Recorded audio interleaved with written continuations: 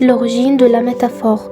Le terme métaphore provient à l'origine du vocabulaire technique de la rhétorique et désigne une figure de signification ou un mot accuré à son différent de son usage habituel dans une phrase.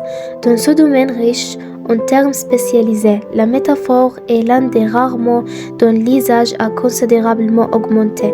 Le terme vient du grec métaphora, signifiant transport, tant au niveau matériel qu'abstrait.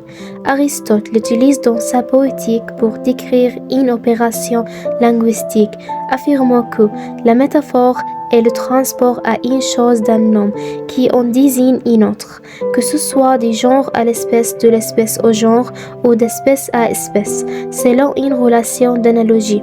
Cette définition soulève plusieurs points à considérer. Le nom est clair, mais la chose renvoie à la signification du nom et à la réalité même de la chose. Les racines de la métaphore s'étaient encore plus loin, jusqu'aux anciennes civilisations grecques et romaines.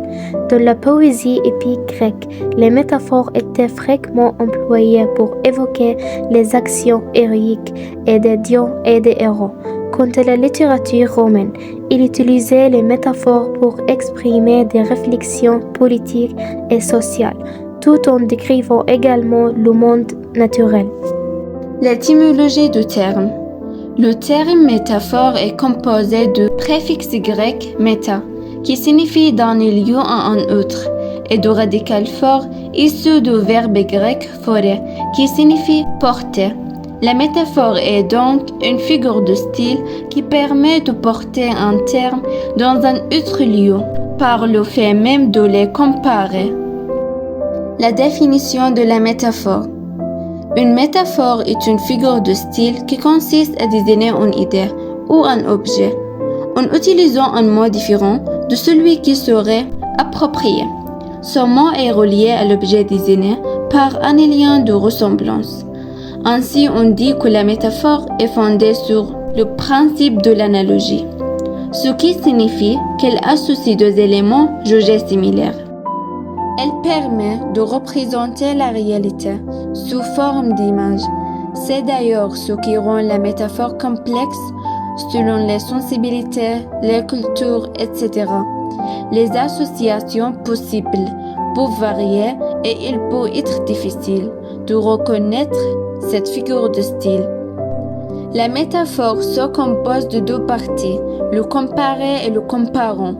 Le comparé est l'objet, la personne ou la chose que l'on compare, tandis que le comparant est ce avec quoi on l'associe. Par exemple, dans l'expression « cette femme est une véritable déesse », femme est le comparé et déesse le comparant. Les types de métaphores. La métaphore filée, c'est une métaphore qui s'étend à plusieurs éléments. Pour parler de métaphore filée, il faut rester dans le même champ lexical. Exemple, cette fusée d'or dans les champs des étoiles est une métaphore qui décrit quelque chose de magnifique. Une fusée d'or est une image pour représenter quelque chose de brillant et précieux. Et les champs des étoiles est une façon de décrire un ciel étoilé. Donc, cette métaphore peut être utilisée pour décrire quelque chose de vraiment éblouissant et merveilleux. La métaphore en présentiel est une figure de style qui consiste à utiliser une comparaison directe entre deux éléments, sans recourir à des termes comparatifs tels que, comme ou semblable à. Exemple, le temps, c'est de l'argent, est une métaphore qui signifie que le temps est précieux et qu'il faut l'utiliser judicieusement, tout comme on utilise l'argent avec soi. C'est une façon de dire qu'il ne faut pas gaspiller son temps et qu'il faut le valoriser.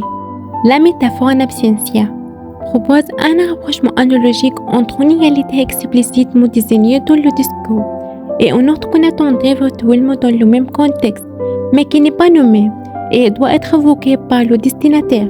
Exemple, on est dans la fleur de l'âge. Quand on dit on est dans la fleur de l'âge, on utilise une métaphore pour dire qu'on est à un moment de notre vie, on est à un autre meilleur, comme une fleur qui est épanouie et belle.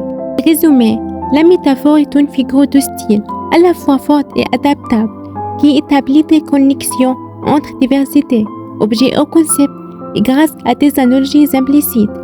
Elle est fréquemment employée dans la littérature, les discours scientifiques et les échanges quotidiens pour enrichir le langage et évoquer des images frappantes.